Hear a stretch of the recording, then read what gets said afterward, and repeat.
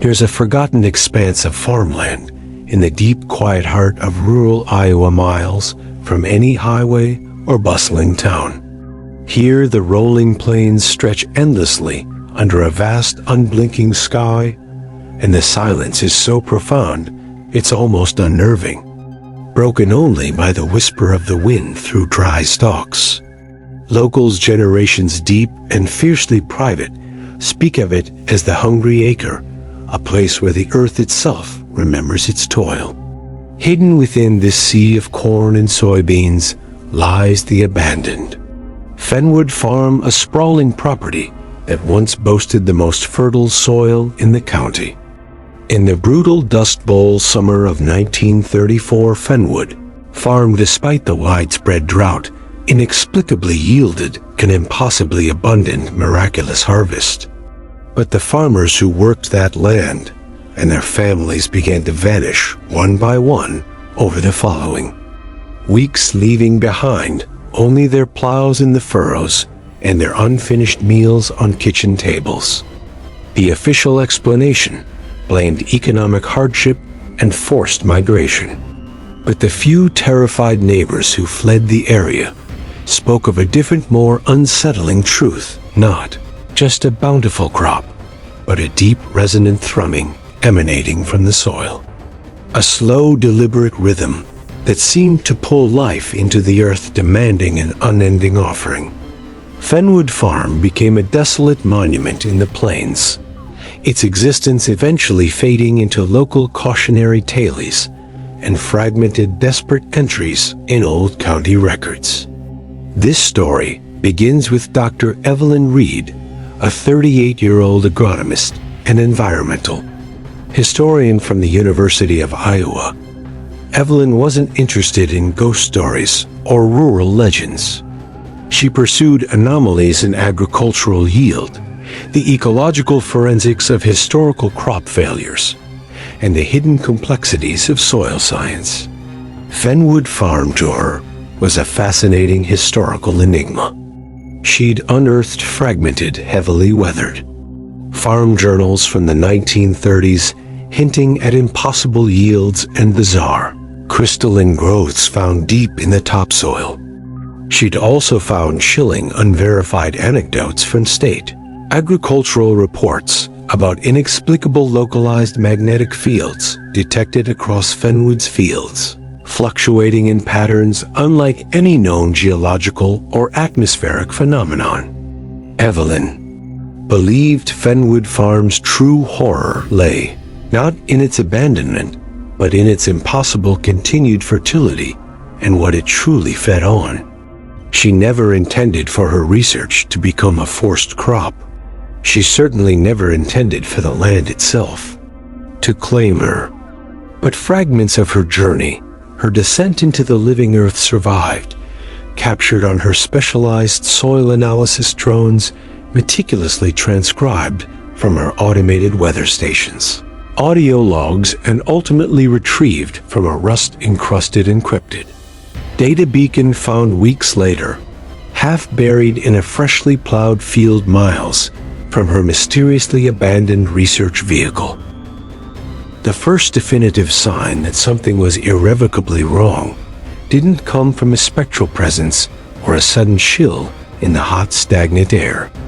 It came from the soil itself, a deep, insidious sensation that bypassed her scientific instruments and resonated directly within her very being.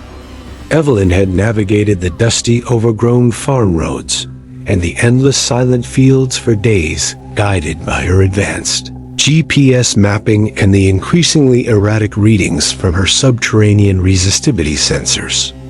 She finally located the perimeter of Fenwood Farm, a sprawling property marked by collapsing barbed wire fences and desiccated corn stalks from previous long dead seasons. The air hung thick, hot, and strangely devoid of the usual sounds of a healthy farm. No buzzing insects, no chirping birds, no rustling crops. Just a profound, suffocating stillness. She spoke into her field recorder, her voice low, professionally detached. though a subtle undertone of profound curiosity, tinged with nascent unease, was already present. July 12, 900 a.m. Location Fenwood Farm, Iowa.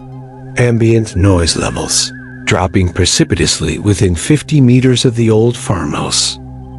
Registers below typical environmental background. Approaches unnerving silence. This is anomalous. Extreme acoustic absorption. Consistent with accounts of the hungry acre. She paused, listening intently to the unsettling quiet that pressed in on her eardrums. It wasn't just quiet, it was an emptiness of sound and unnerving vacuum that seemed to actively consume all vibration. She moved deeper into the property, her reinforced boots crunching unnaturally loud on the dry, cracked earth, the sound immediately swallowed by the oppressive silence. She found the derelict farmhouse, its windows shattered, its porch collapsing. But then a faint rhythmic thrum resonated from deep beneath the ground, a colossal slow beat like a monstrous heart. It wasn't the sound of settling earth or distant machinery. It was too regular, too powerful, too impossibly alive. It pulsed not from a single point, but from the entire fields around her. Hours passed under the oppressive, unblinking sky, a vast pale dome stretching to the horizon. The silence grew heavier, more pervasive, now accompanied by a subtle, almost inaudible vibration that seemed to emanate directly from the soil, transferring through the ground into her very bones. She tried to dismiss it as residual seismic activity or distant geological shifts.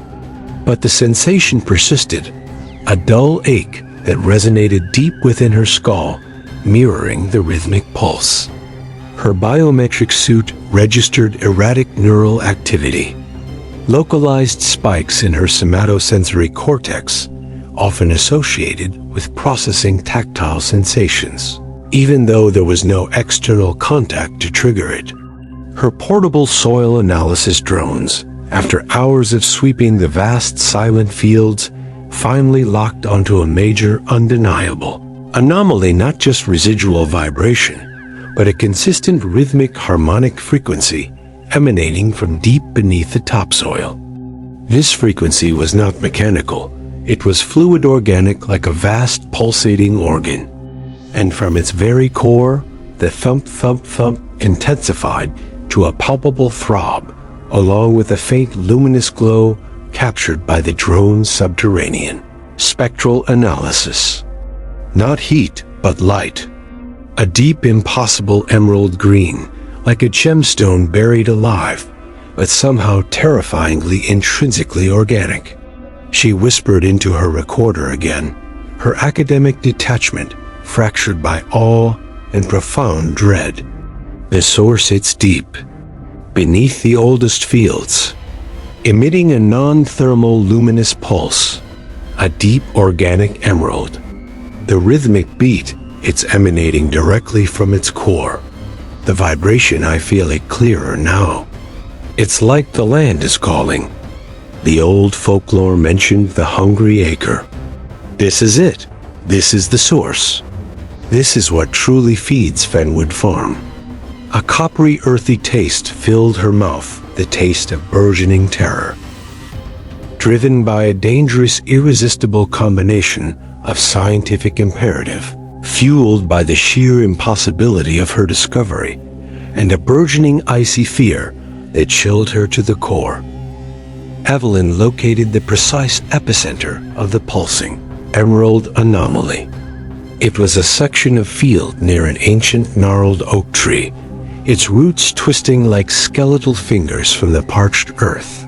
The air here was utterly still, heavy with a profound, earthy scent, now tinged with a faint cloying sweetness like overripe decay. The emerald light pulsed from within the very ground, a vast subterranean heart, its rhythm, a slow, deliberate beat it seemed to synchronize with her own. She noticed peculiar, intricate patterns within the exposed soil itself, not just natural. striations but swirling inclusions that resembled trapped energy, or perhaps frozen currents of organic matter. She moved cautiously towards the source, her suit's lights cutting solitary beams through the oppressive gloom of the twilight.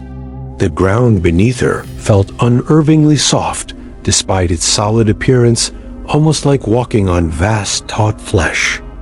She could hear her own heartbeat, unnaturally loud, echoing only within her own skull. But then other sounds began to intrude not from outside, but from within her own mind. Faint, fragmented memories, half-formed thoughts, almost whispers of forgotten. Conversations rising and falling with the emerald pulse. It was profoundly disconcerting, like her subconscious was being played back to her, distorted and amplified, woven with other alien impressions. She reached the center of the anomaly, where the emerald glow was brightest. Here, amidst the desiccated stalks, something impossible was located. It wasn't just soil. It was a vast circular depression, impossibly deep its walls, glowing with the emerald light emanating directly from the earth itself. It had the distinct rhythm of the thump, thump, thump she'd heard. This was the source of the land's endless pulse, a colossal organic well. And then just beside the pulsating depression, something horrifying came into focus. Not a natural formation, but a humanoid figure partially submerged within the glowing, shifting earth, as if caught mid-absorption. Its face agonizingly clear despite. The faint emerald glow was contorted in a silent scream, its hands outstretched, fingers splayed. It was a man, likely one of the lost farmers from 1934. His features were distinct, his expression raw terror. He was not merely a corpse, he was perfectly horrifyingly preserved his essence, suspended within the living soil, a testament to an unspeakable fate. Evelyn stared horrified. This was beyond anything she had conceived. Not geological, not even botanical, biological. She activated her bioscanner, pointing it at the organic mass of soil and flesh. The readings were impossible, not inert, not dead. There was persistent bioelectrical activity, faint, erratic, but undeniably present. The earth wasn't just preserving it, was sustaining. Against all logical judgment, compelled by a desperate need to understand, Evelyn reached out a gloved hand and gently placed it on the surprisingly warm, yielding surface of the living soil, encasing the man's arm. The moment her glove made contact, a searing jolt, not physical, but purely mental, shot through her.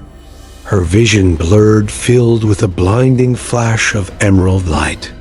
And then she was plunged into a torrent of raw, unfiltered sensation. Not words, but a rapid-fire sequence of images and emotions. The sudden horrifying sensation of roots coiling around her legs. The agonizing realization that the earth was pulling her down, the cold, slimy sensation of being enveloped, the desperate struggle to breathe as soil filled her mouth. And then a single agonizing, voiceless scream echoing in an absolute suffocating void. The vision lasted only a fraction of a second, but it felt like an eternity. Evelyn recoiled, tearing her hand away from the living earth, gasping for breath, her heart hammering against her ribs. The internal thump, thump, thump in her head intensified, now accompanied by fainter, more ethereal rasps from within her own mind, like dry earth rubbing against bone.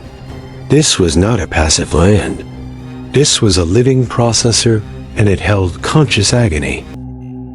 The mental jolt from touching the living earth reverberated through Evelyn, leaving her gasping, disoriented, her mind reeling from the torrent of borrowed terror.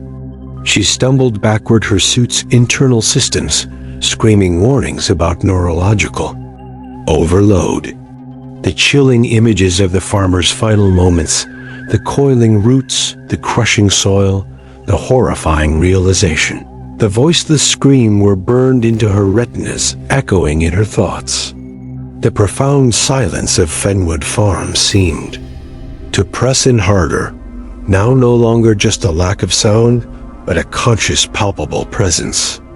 The subtle thump, thump, thump from the ground intensified, transforming into a deep, resonant bass note that vibrated through the very ground beneath. Her feet through the soles of her boots, up into her bones.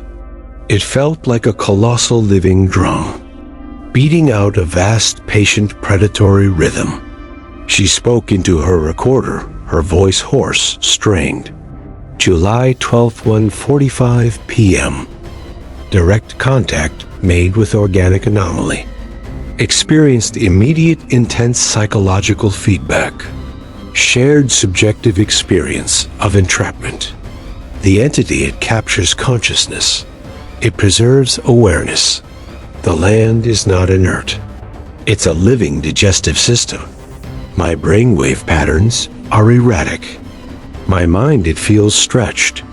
She paused, listening to the new, deeper bass note. The rasps, it's still there. Faint, rhythmic, from within. She forced herself to calm, to analyze. The data streaming from her bioscanner pointed at the living Earth was impossible.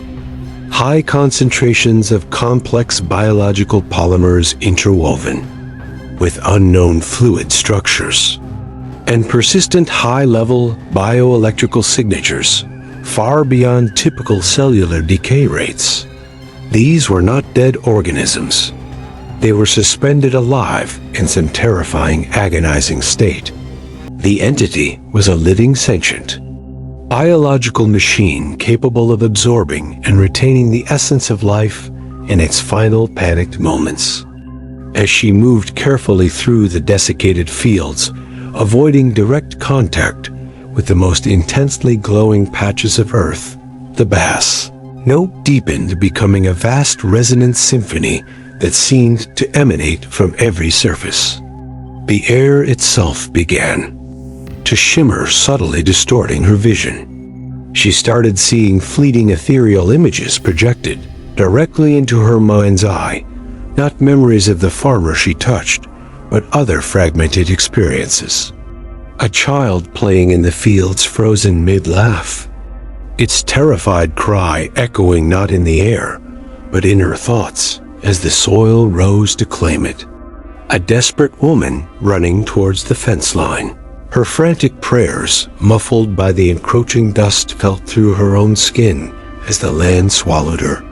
The agonizing surrender of a massive ancient tractor, its metal slowly consumed by the living earth, its mechanical processes compressed into a single overwhelming pulse of defeat and surrender. The living earth itself seemed to actively draw her in a seductive, irresistible pull emanating from its fertile surface. It wasn't a physical suction, but a deep subconscious urge to touch, to merge, to understand the profound stillness, the agonizing peace it offered. Her gaze kept returning to the horrifying beauty of the pulsing ground, its internal emerald glow promising ultimate nourishment, eternal tranquility. She felt a profound sense of weariness, an aching desire to simply lie down on the soft earth, to let the hum wash over her, to become part of its vast living memory. Her own will felt strangely weak, the boundaries of herself eroding under the constant mental assault. She activated her specialized thermal sensor, aiming it at the surface of the most vibrant patch of soil. The readings were bizarre. The soil itself was radiating a subtle internal warmth, far above ambient temperature, despite the hot, dry air. This warmth wasn't a byproduct of decomposition. It was consistent, regulated, almost like the internal temperature of a vast biological system. This was a living organism, a colossal predatory entity, slowly digesting the farm and its people. And then she saw it. Streaks of deeper, more vibrant emerald within the soil, forming intricate pulsing patterns that shifted and flowed like vast unseen neurological pathways. This soil was the entity's skin, its body, its mind. She realized with a horrifying clarity that the legends were wrong. The farm wasn't suffering from drought. The drought was its instrument, and everything within. The terrifying realization solidified in Evelyn's mind. The living earth was not merely a biological anomaly, but a vast predatory entity slowly consuming and assimilating Fenwood Farm and its inhabitants. It was transforming living matter into its own monstrous conscious form. The constant low bass note vibrated through the ground, growing more insistent, drawing her deeper into the fields. The mental echoes were no longer random fragments. They became more focused, more personal. Whispers not of the victims, but seemingly directed at her.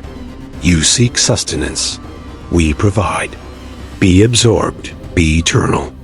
The words were formless, yet undeniably present in her thoughts. A seductive, invasive presence. She stumbled forward, driven by a desperate need to find evidence. To prove this impossible horror. She saw it then. An active absorption site. A cluster of vibrant green corn shoots. Impossibly tall for the arid conditions. Their stalks stood at the very edge of the pulsating soil, already showing a faint emerald sheen.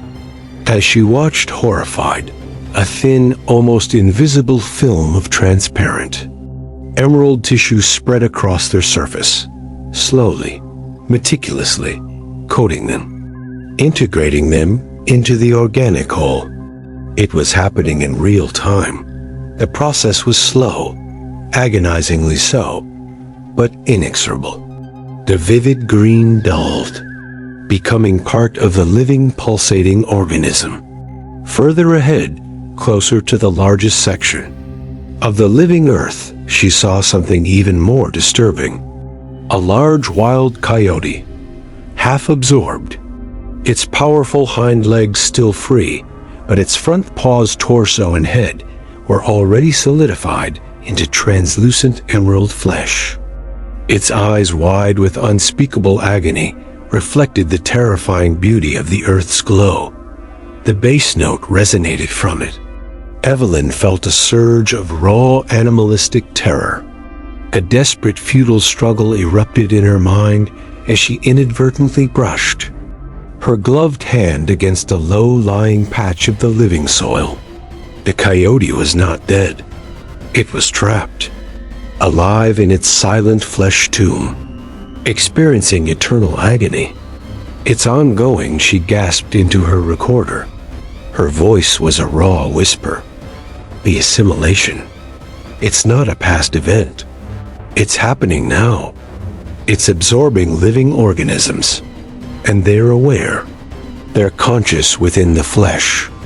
She could feel a faint, almost imperceptible warmth radiating from the very air around her. A subtle increase in the ambient temperature that her suit registered. It was consistent with a vast biological process consuming energy. The sweet coppery scent was stronger, almost suffocating. As she watched the horrifying transformation of the corn shoots, a fine, almost invisible vapor began to rise from the surface of the living earth. It shimmered with faint emerald motes. It was not mist. It was a diffusion of the entity's essence, a fine, almost gaseous form of the living tissue itself. It swirled around her suit, clinging to the visor, making her vision subtly blurry. She felt an unsettling, tingling sensation on her exposed skin around the cuffs of her gloves and the unprotected areas of her neck. It was a subtle stickiness, a faint tackiness, like fresh blood drying. She tried to wipe it away, but it clung, stubbornly. Then, from the largest section of the living earth, the ground itself began to undulate. A wave rippled outward from its colossal bulk, not of soil, but of pulsating emerald flesh.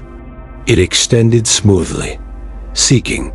From the surface of the earth, several translucent, flexible tendrils emerged, gleaming with internal emerald light.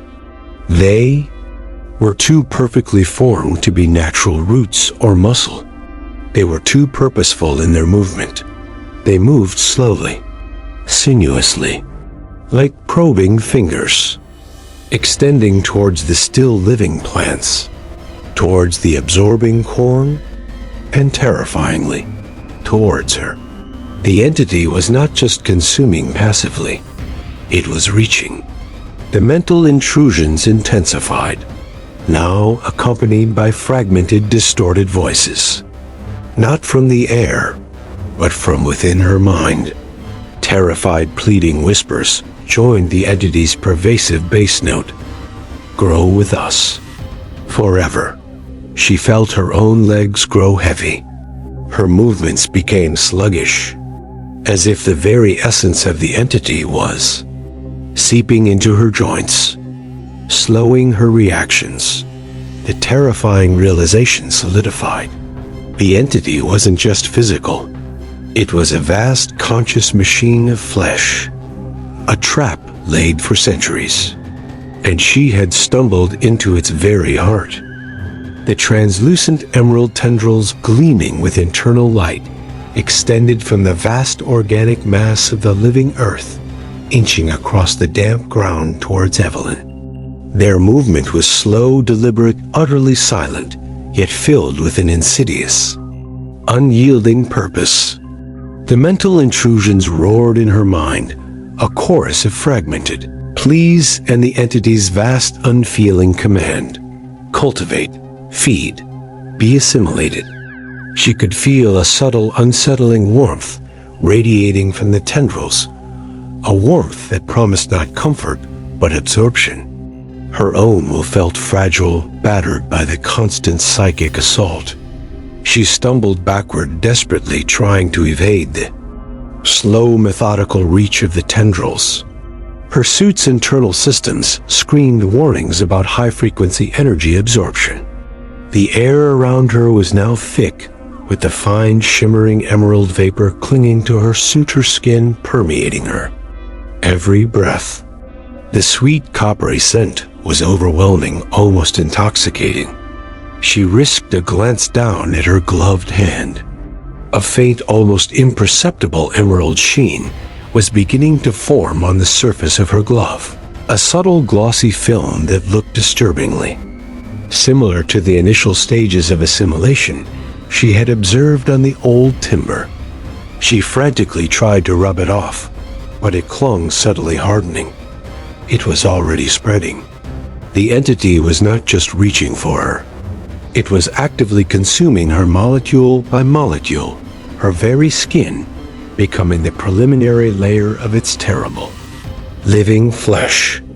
"It's on me," she gasped into her recorder, her voice raw with a terror that transcended scientific curiosity. "The emerald vapor. It's infesting. I'm turning. It's starting to encapsulate me. I can feel it, a hardening, on my skin." She tried to pull at the glove, but it felt strangely stiff, resistant. The massive organic mass of the living earth, from which the tendrils emanated, began to pulse with a renewed, brighter emerald light. The rhythmic thump-thump-thump intensified, rising in pitch, becoming a low, grinding thrum, like colossal roots, turning, filling her head. The mental intrusions were no longer whispers, but loud, horrifying echoes of agonizing screams. Thousands of trapped minds crying out in an unspeakable chorus of terror and eternal consciousness. This was the raw, unfiltered song of Fenwood Farm, composed of the final moments of all it had consumed, eternally cycling. Evelyn knew she couldn't fight it physically. The tendrils were slowly but surely gaining on her, their fleshy tips almost touching her boots. The realization that she was facing a vast, sentient predatory consciousness, one that consumed life and processed agony, hammered into her mind with brutal clarity. She was just another nutrient for its endless harvest another part of its terrifying living soil. Her eyes darted around the desolate fields, desperate. Her gaze fell upon her autonomous drone, lying discarded near the edge of the property, having crashed earlier, due to the intense energy interference.